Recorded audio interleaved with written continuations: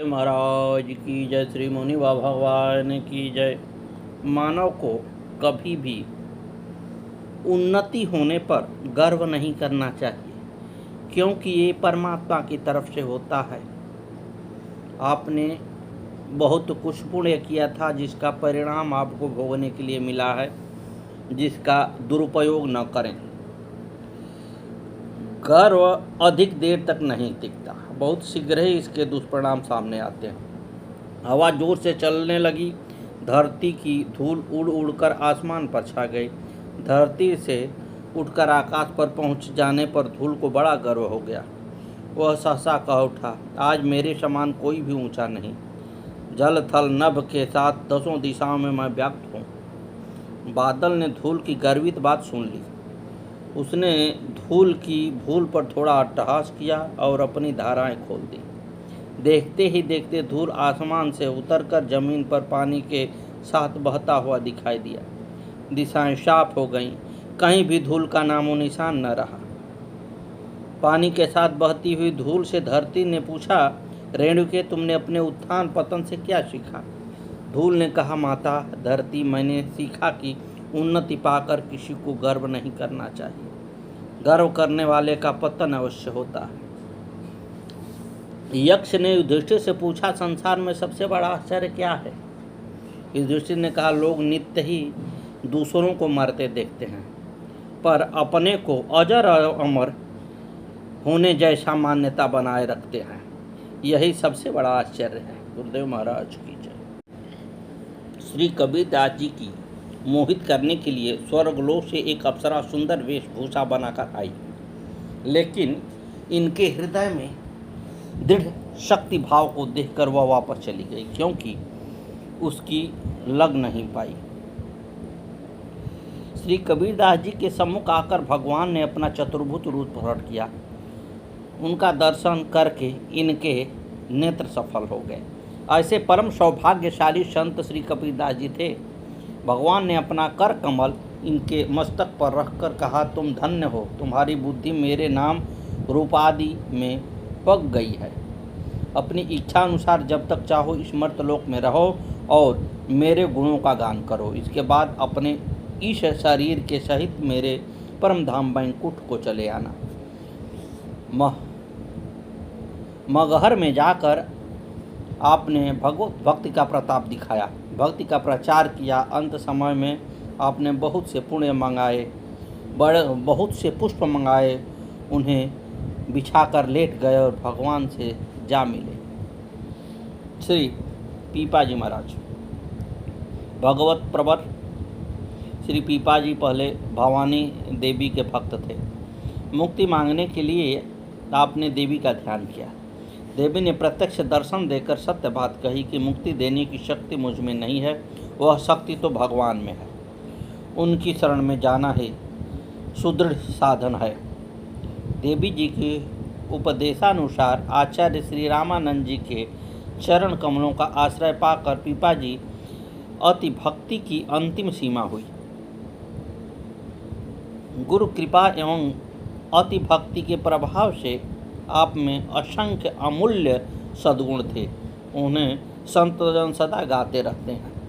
भक्ति, भगवंत और गुरुदेव की आपने ऐसी आराधना की कि उसका स्पर्श करके अर्थात देख, सुन और समझ करके संपूर्ण वैष्णव की आराधना प्रणाली अत्यंत सरस हो गई। आपने अपने प्रभाव से संपूर्ण संसार का कल्याण किया।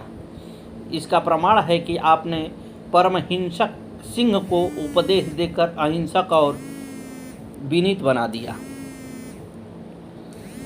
श्री रामानंदाचार्य जी का शिष्य बनने की घटना।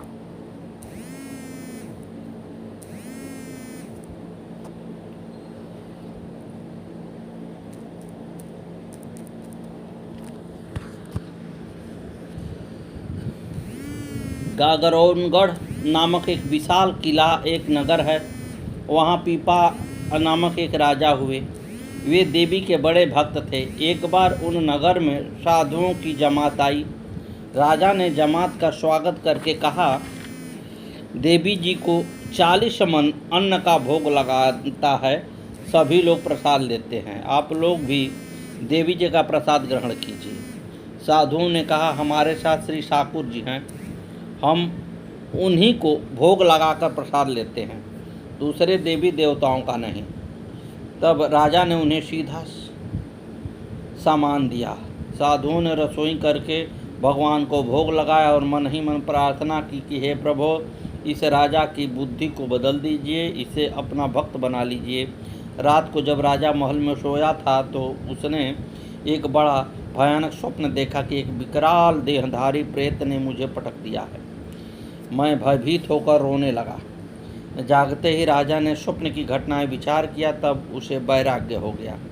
अब राजा के सोचने विचारने की रीत दूसरी हो गई। उसे भगवान की भक्ति विशेष प्रिय लगने लगी। राजा ने देवी से माया से मुक्ति एवं भगवत प्राप्ति का मार्ग पूछा। तब देवी जी ने सही बात कही कि काशी में विराजमान श्री स्वामी रामानंद जी को अपना गुरु बनाओ और उनके बताए हुए मार्ग पर चलकर भगवान को प्राप्त करो। देवी जी की आज्ञा पाकर राजा ने काशी को प्रस्थान किया। श्री स्वामी जी के दर्शनों की इच्छा से राजा ने जब श्री मठ में प्रवेश करना चाहा तो द्वारपालों ने कहा कि आचार्य श्री की आज्ञा के बिना कोई भी भीतर नहीं जा सकता, आप अपना परिचय दें। इन्होंने कहा, हम गगरौनगढ़ के राजा हैं। जब स्वामी जी से जाकर यह बात कही गई तब द्वारपालों से श्री स्वामी जी ने कहा कि हम लोग तो विरक्त हैं, राजाओं से हमें क्या प्रयोजन। यह सुनकर पीपा जी ने राजशाही वेश का त्याग करके फिर शरणागति की प्रार्थना कहला भेजी। देहाशक्ति का निराकरण करने के लिए श्री स्वामी जी ने आदेश दिया, कुएं में गिर पड़ो।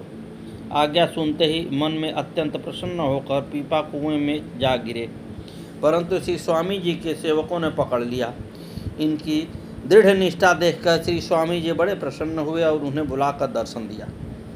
श्री स्वामी जी रामानंदाचार्य जी ने भक्त पीपा को मंत्र दीक्षा देकर अपना शिष्य बनाया और इनके ऊपर विशेष कृपा की।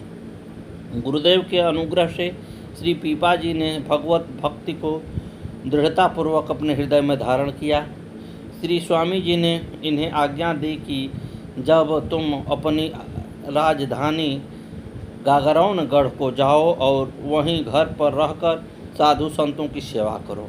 एक वर्ष बीतने पर जब हम तुम्हारी सेवा को सरस जानेंगे और यह देख लेंगे कि तुम संतों की सेवा में सुख मानते हो और तुम्हारी सेवा से सुखी होकर संत तुम्हारे यहाँ से विदा होते हैं, तब हम तुम्हारे घर आएंगे, वहीं हमारा दर्शन करना। श्री स्वामी जी की ऐसी आज्ञा पाकर श्री पीपा जी घर को लौटाए और बड़ी सुंदर रीति से संत सेवा करने लगे। जब वर्ष पूरा होने लगा तब आपने गुरुदेव भगवान को एक पत्र में लिखकर भेजा कि दास पर आप कृपा कीजिए, अपने वचनों का पालन कीजिए। पत्र पाकर श्री स्वामी जी अपने प्रिय 40 भक्तों को साथ लेकर गगरौनगढ़ को चले। आचार्य श्री रामानंद जी महाराज, कबीरदास, रायदास आदि अपने 40 शिष्य सेवकों के साथ लेकर गगरौनगढ़ को निकल पड़े। गुरुदेव के शुभ आगमन समाचार पाते ही पीपा जी पालकी लेकर आए। आपने स्तुति करके गुरुदेव को तथा सभी साधुओं को अलग अलग दंडवत प्रणाम किया। उत्साहपूर्वक बहुत सा धन मुहरे ने उछावर करके लुटा करके समस्त समाज को अपने राजभवन में पधराया। श्री स्वामी जी ने पीपा जी की भक्ति, भगवंत में दृढ़ भक्ति तथा सेवा की सुंदर रीति देखकर उनसे कहा, तुम्हारी इच्छा हो तो घर पर रहकर सेवा करो अथवा विरक्त होकर भजन करो, दोनों ही तुम्हारे लिए समान हैं। श्री गुरुदेव में तथा उनकी आज्ञा में विश्वास करके उनके श्री चरणों में पड़कर पीपा जी ने प्रार्थना की कि आपने चरणों में ही रखिए। श्री पीपा जी जब घर छोड़कर श्री स्वामी जी के साथ चलने को तैयार हुए तब उनकी सभी 20 रानियाँ भी उनके साथ चलने के लिए तैयार हो गए। तब श्री पीपा जी ने कहा, यदि तुम सबको मेरे साथ ही चलना है तो कमरी को फाड़कर उसकी अल्फी पहन लो और मूल्यवान वस्त्र तथा सभी गहने उतार कर फेंक दो। साधु वेश धारण करके चलो। ऐसा त्याग वे नहीं कर सकी। रानी रोने लगी, परंतु उसमें से जो सबसे छोटी रानी सीता सहचरीजीवी थी वे इसके लिए तैयार हो गई। उन्होंने अल्फी गले में डाल ली, सभी आभूषण उतार दिए। तब राजा ने दूसरी आज्ञा दी कि अधोवस्त्र मात्र रखो, इस अल्फी को भी उतार कर फेंक दो। सुनते ही सीता सहचरी अल्फी उतार कर फेंकने लगी। यह देखकर श्री स्वामी जी को दया आ गई। उन्होंने श्री पीपा जी को आज्ञा दी कि इनको साथ में ही रखो। गुरुदेव महाराज की जय।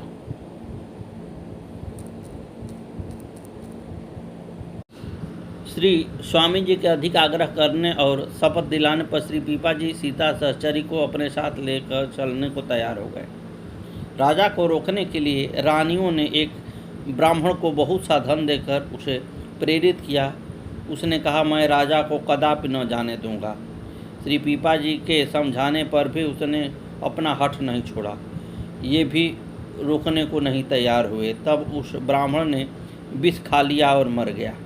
तब श्री स्वामी जी ने उसे जीवित करके उसे और रानियों को लौटा दिया। कालांतर में श्री पीपा जी और श्री सीता सहचरी जी संत समाज के साथ आनंदायिनी श्री द्वारकापुरी पहुँचे। कुछ दिनों तक सभी लोग वहाँ रहे। जब स्वामी जी अपने शिष्य सेवकों को लेकर वहाँ से काशीपुरी को चले, तब श्री पीपा जी ने प्रार्थना करके कुछ दिन द्वारका में रहने की आज्ञा मांगी और आज्ञा पाकर वहीं रह गए। रहते रहते इन्हें भगवान के दिव्य द्वारकापुरी के दर्शनों की ऐसी उत्कट उत्कंठा हुई कि आप समुद्र में कूद पड़े। उसी क्षण श्री कृष्ण ने अपने कुछ सेवकों को इन्हें लिवा लाने के लिए भेजा। वे इन्हें सादर लिवा लाए। श्री पीपा जी ने दिव्य द्वारका का दर्शन किया। भगवान श्री कृष्ण ने प्रेम से मिले और फिर सीता सहचरी समेत श्री पीपा जी सानंद 7 दिन तक वहाँ रहे। 7 दिन बाद भगवान श्री कृष्ण ने इन लोगों को इस दिव्य द्वारका से उस द्वारका को जाने की आज्ञा दी, परंतु वे वहाँ से जाना नहीं चाहते थे। तब श्री श्याम सुंदर ने बड़े प्रेम से कहा, मेरे जिस रूप के दर्शन तुमने किए हैं उसी में मन को दिए हुए तथा उसी रूप माधुरी का पान किए हुए वहाँ जाकर भी उसे ही देखते रहोगे। अतः विरह व्यथा न व्यापेगी। यदि तुम लोग नहीं जाओगे तो संसार में ऐसे भक्त डूब गए, यह जो कलंक लग गया है कैसे मिटेगा। इसके पश्चात भगवान के द्वारा दी गई शंख चक्र की छाप खो तथा भगवान की आज्ञा अपने को स्वीकार की। भगवान स्वयं भक्त प्रवर श्री पीपा जी और श्री सीता सहचरी को पहुंचाने के लिए चले। समुद्र के बाहर तक पहुंचाकर वापस लौट गए। सपत्नीक श्री पीपा जी जब समुद्र से निकलकर तट पर आए तो लोगों ने एक विचित्र बात देखी कि आप दोनों के वस्त्र सूखे हैं, परंतु हृदय प्रेम से सरोबोर है। जिन लोगों ने समुद्र में कूदते हुए देखा था उन्होंने पहचान लिया और सभी लोग आकर आप दोनों के पैरों में लिपट गए। श्री पीपा जी ने भगवान की दी हुई शंख चक्र की छाप लोगों को शरीर पर लगाई। द्वारका में आपके दर्शन के लिए नित्य भारी भीड़ होने लगी। तब सीता सहचरी ने श्री पीपा जी को समझाकर कहा कि आप यहाँ से कहीं अन्यत्र चलो, यहाँ भजन में बाधा हो रही है। दोनों द्वारका से चल दिए। छठे मुकाम पर पहुँचे ही इन्हें पठान मुसलमान मिल गए। उन्होंने सीता सहचरी को छीन लिया। उसी समय भगवान दौड़कर आ गए और दुष्टों को मारकर सीता सहचरी को ले आए। इस प्रकार इनकी रक्षा करके और दर्शन देकर प्रभु ने इन्हें आनंदित कर दिया। सद्गुरुदेव भगवान की जय। आगे की कथा कर